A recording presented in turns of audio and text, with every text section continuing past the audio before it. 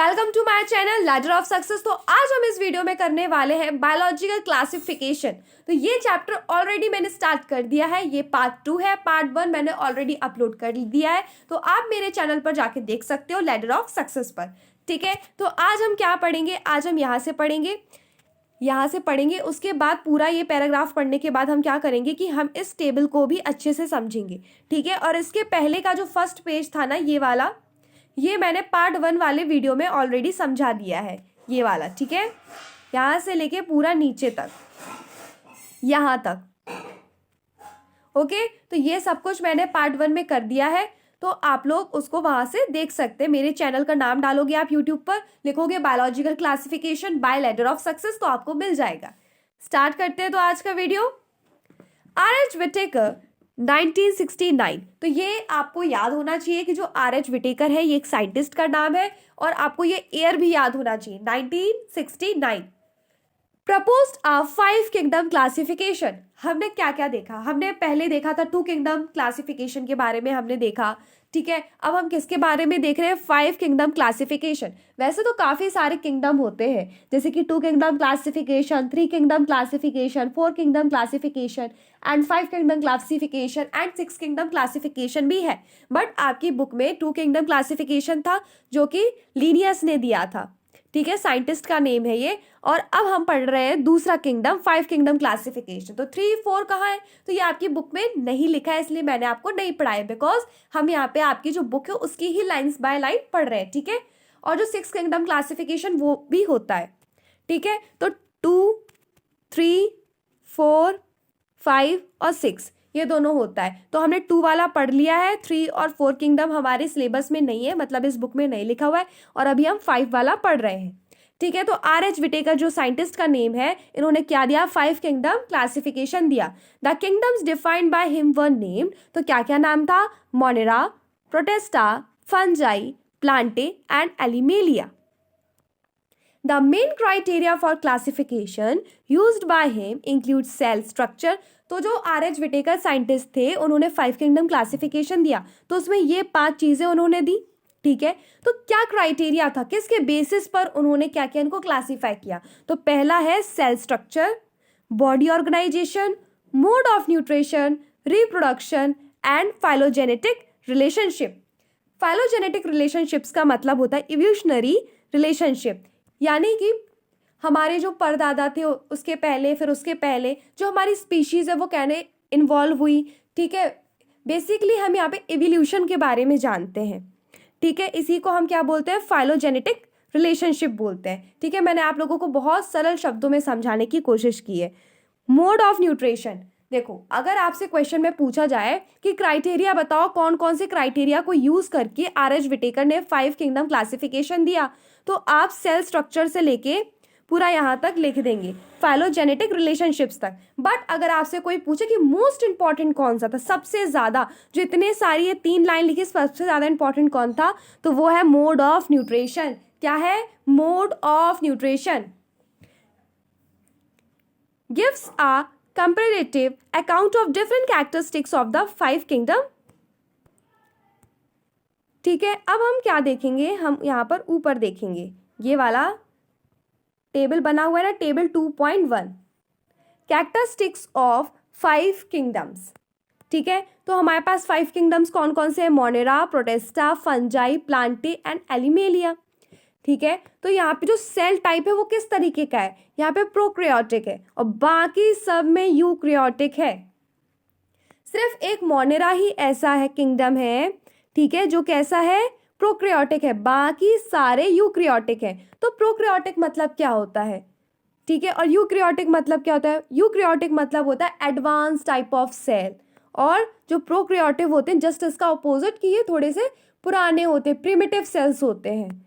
Cell wall, तो इसमें जो सेल वॉल होती है वो नॉन सेलुलोसिक होती है, यानी कि सेलुलोज की नहीं होती है, नॉन सेलुलोसिक होती है। पॉलीसैकेराइड एंड अमाइनो एसिड, तो आप यहाँ पे ये याद रख सकते हो पेप्टिडोग्लाइकेन की जो इनकी सेल वॉल होती है मोनेरा की, वो कैसी होती है, पेप्टिडोग्लाइकेन की होती है।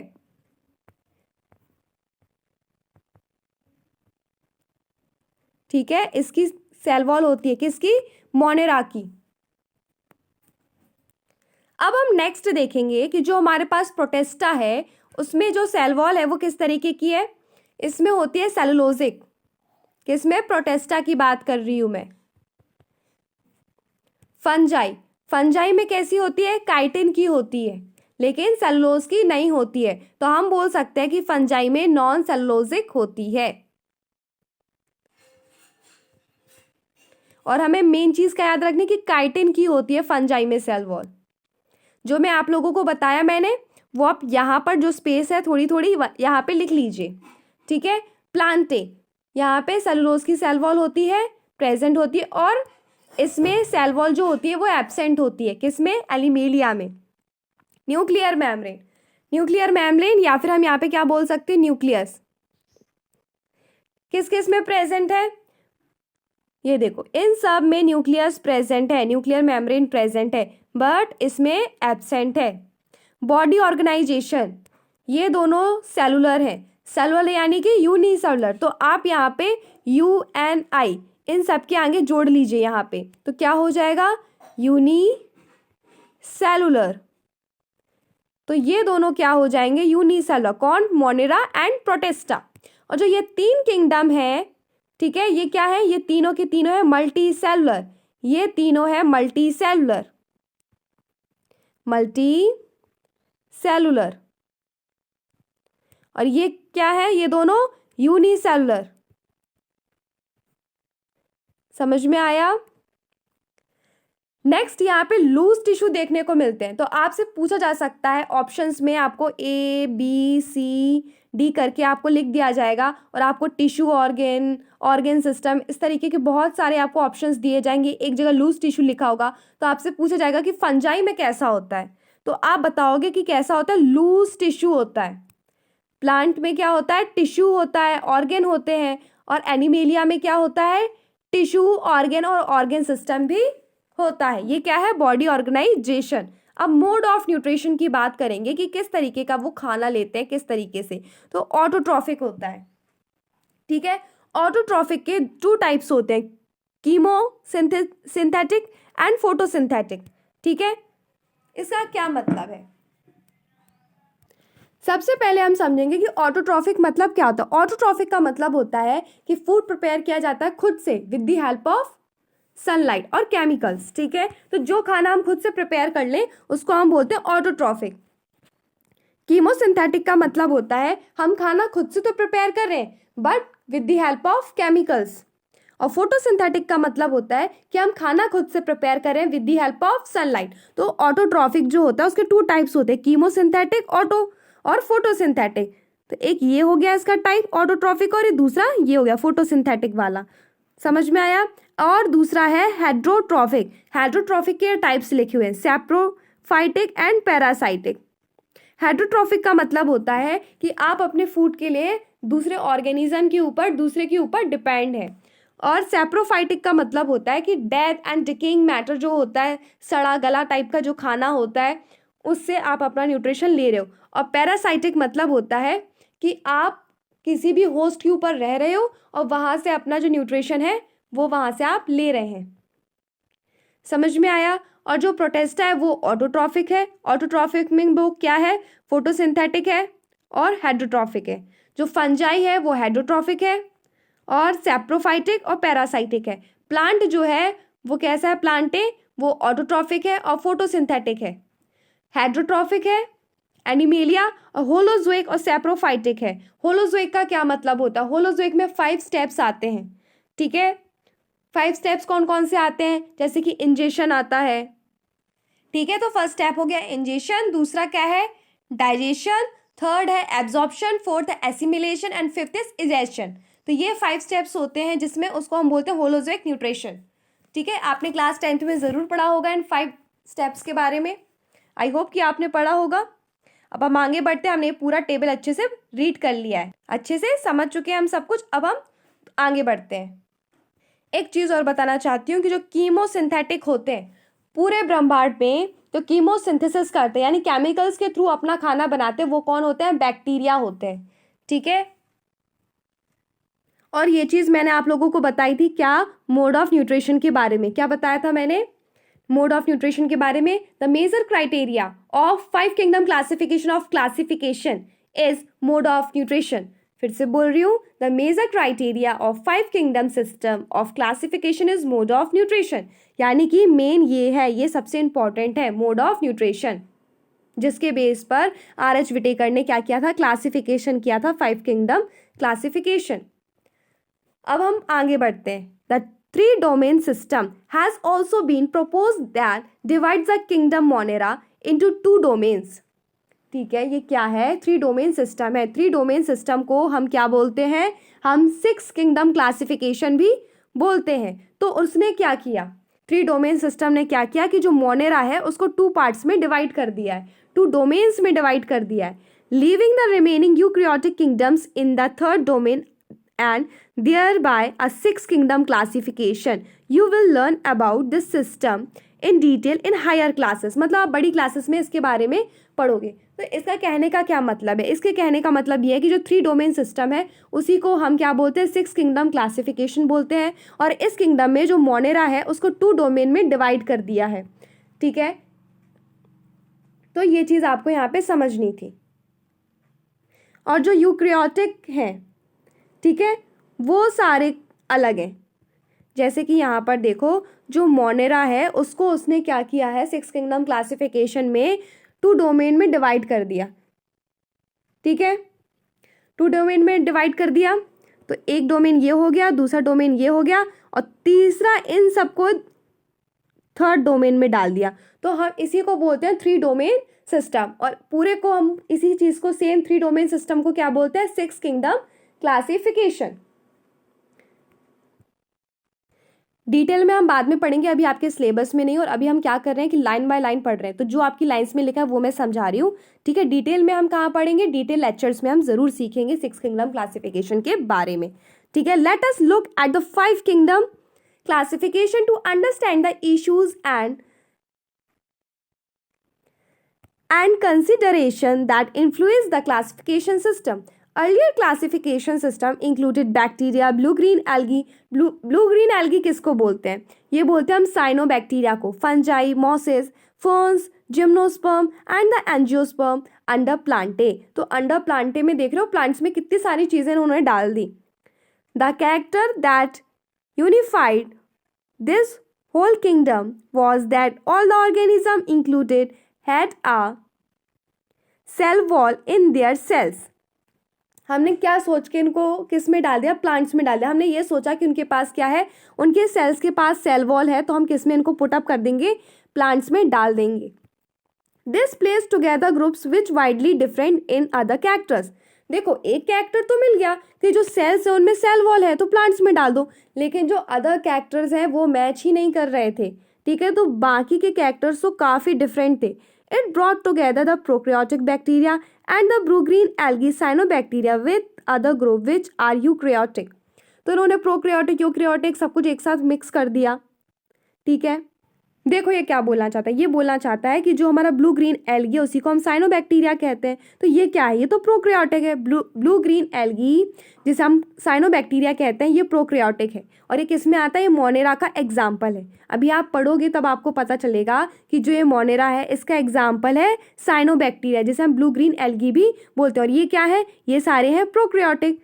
बट किस में पुट कर दिया इसको, साइनोबैक्टीरिया को, इसको तो हमने पुट कर दिया यहाँ प्लांटे में। ये देखो यहाँ पे लिखा है ना कि bacteria, blue green algae, fungi, mosses, ferns and the angiosperm under Plantae. यानी कि ब्लू ग्रीन एल्गे को हम प्लांटे में डाल रहे हैं, लेकिन जो हमारा साइनोबैक्टीरिया है वो तो प्रोकैरियोटिक बैक्टीरिया है, यानी प्रोकैरियोटिक सेल है। तो देखो, प्लांटे में डाल रहे हो, प्लांट्स में डाल रहे हो, तो प्लांट्स क्या है, यूकैरियोटिक है। तो यही चीज़ ये लाइन बोल रही है कि जो साइनोबैक्टीरिया है वो प्रोकैरियोटिक है।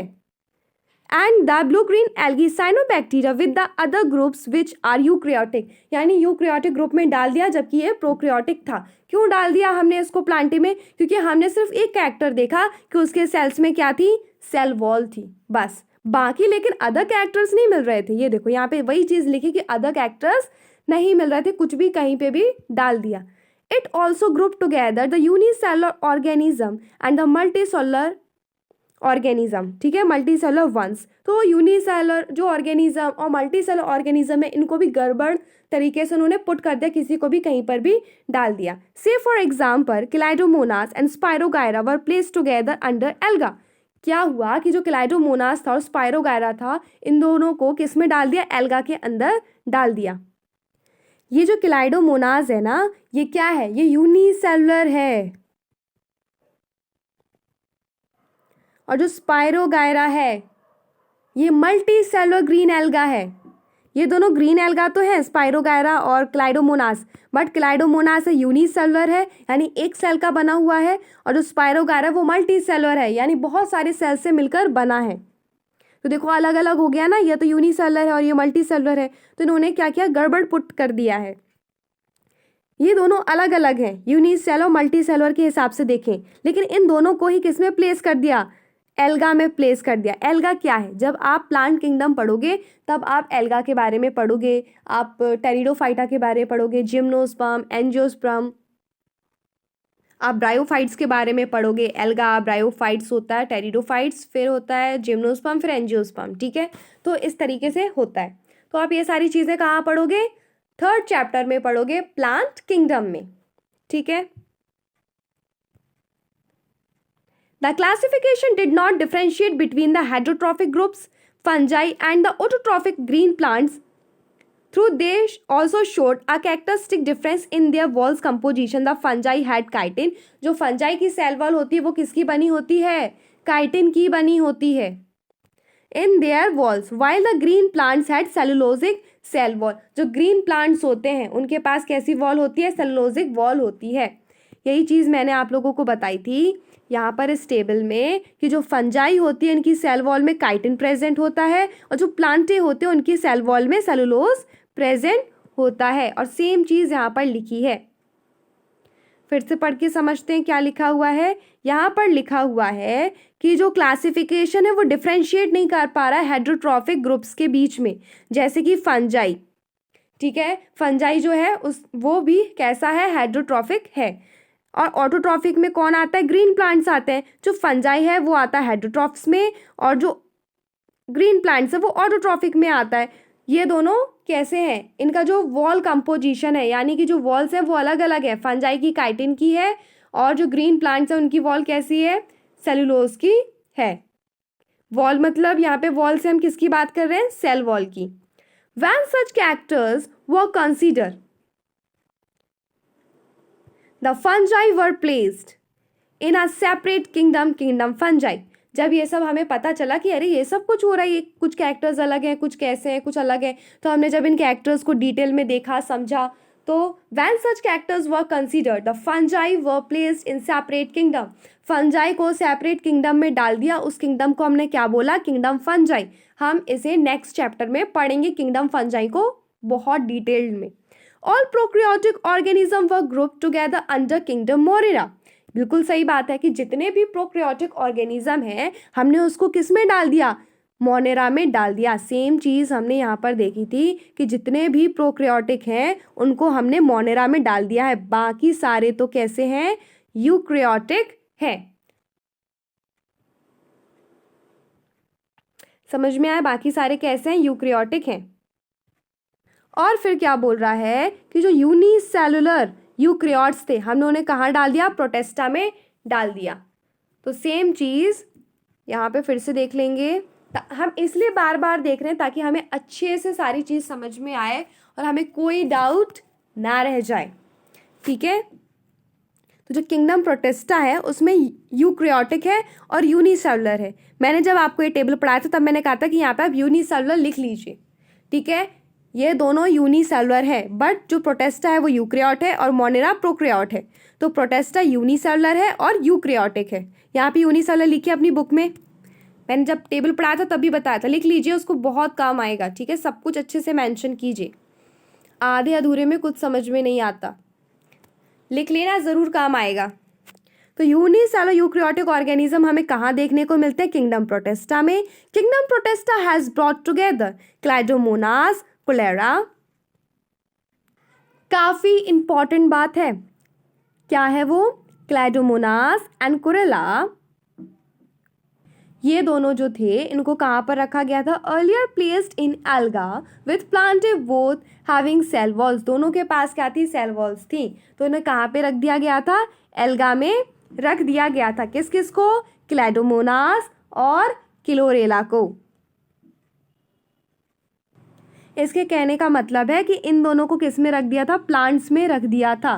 With Paramecium and Amoeba which were earlier placed in the animal kingdom with lack cell wall. इन दोनों के पास क्या था? सेल वॉल नहीं थी। तो इन लोगों को कहाँ पर रख दिया? एनिमेलिया में, किंगडम में रख दिया। और जो क्लाइडोमोनास था और क्लोरा था उसको कहाँ पे रख दिया? उसको प्लांट किंगडम में रख दिया।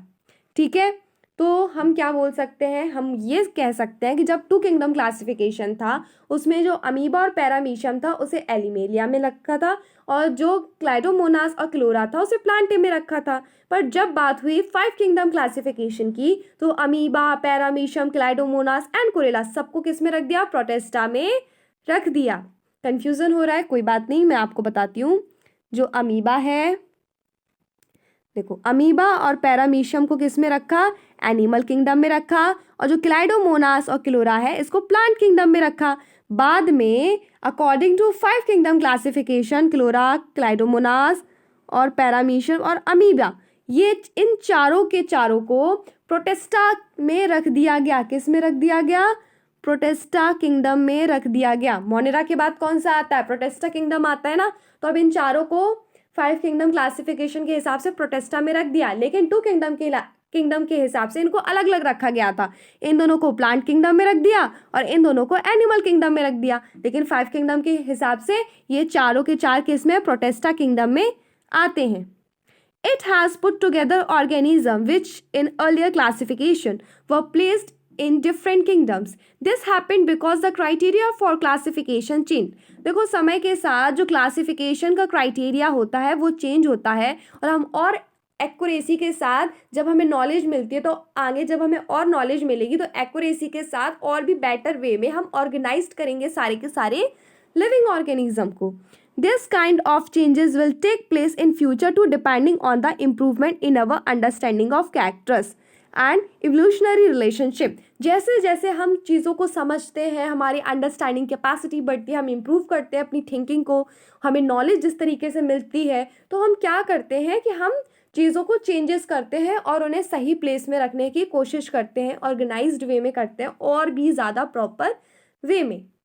Over time, an attempt has been made to evolve a classification system which reflects not only the morphological but physiological and reproductive similarities but is also phylogenetic. इसका मतलब ये है कि ना केवल हम मॉर्फोलॉजी नहीं लेते हैं अपनी क्लासिफिकेशन के लिए, हम सब कुछ इन्वॉल्व करने की कोशिश करते हैं अपनी क्लासिफिकेशन के लिए। जैसे कि मॉर्फोलॉजी मतलब ऊपर ऊपर से देखते हैं, फिजियोलॉजी, रिप्रोडक्टिव सिमिलैरिटीज़ किस तरीके की हैं, फैलोजेनेटिक भी हम देखते हैं, कुछ चीज़ें नहीं देखते हम बहुत कुछ देखते हैं। फैलोजेनेटिक का मतलब होता है इवोल्यूशनरी रिलेशनशिप, यानी इवोल्यूशन के बारे में भी हम देखते हैं कि किस स्पीशीज़ की किस तरीके से जो हिस्ट्री है, इवोल्यूशन है, किस तरीके से उसका इवोल्यूशन हुआ उसकी ज़रूरतों के हिसाब से। आप 12th क्लास के चैप्टर में, इवोल्यूशन चैप्टर में बहुत अच्छे से बहुत कुछ सीखेंगे। In this chapter we will study characters of kingdoms Monera. इस चैप्टर में हम किसके बारे में सीखेंगे? किंगडम मोनेरा के बारे में पढ़ेंगे,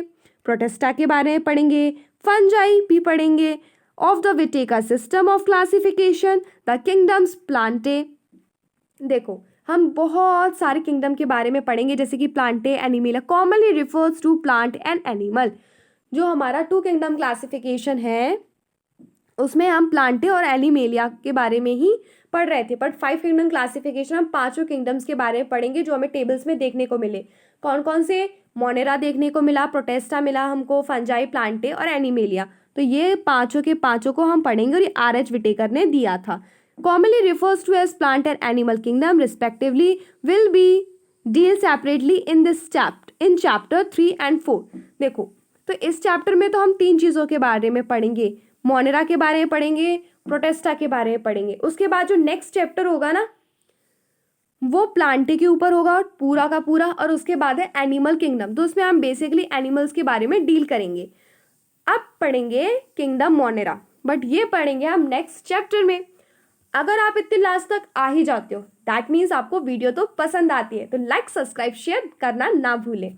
और अगर आप लोगों को ये वीडियो पसंद आई है तो आप मुझे कमेंट करके बताओ और आपको इसमें क्या क्या चेंजेस चाहिए, आप नेक्स्ट वीडियो किस पर चाहते हैं, और आपको क्या समझ में नहीं आया और क्या इंटरेस्टिंग लगा, आपके लिए हेल्पफुल थी या नहीं थी, तो ये सब बातें ज़रूर बताइए बिकॉज आपके अमेजिंग कमेंट्स मैं हमेशा पढ़ती हूँ। और अगर आपने पार्ट 1 अभी तक नहीं देखा है तो जाइए और देखिए और अपनी सारे कॉन्सेप्ट्स को कीजिए बिल्ड।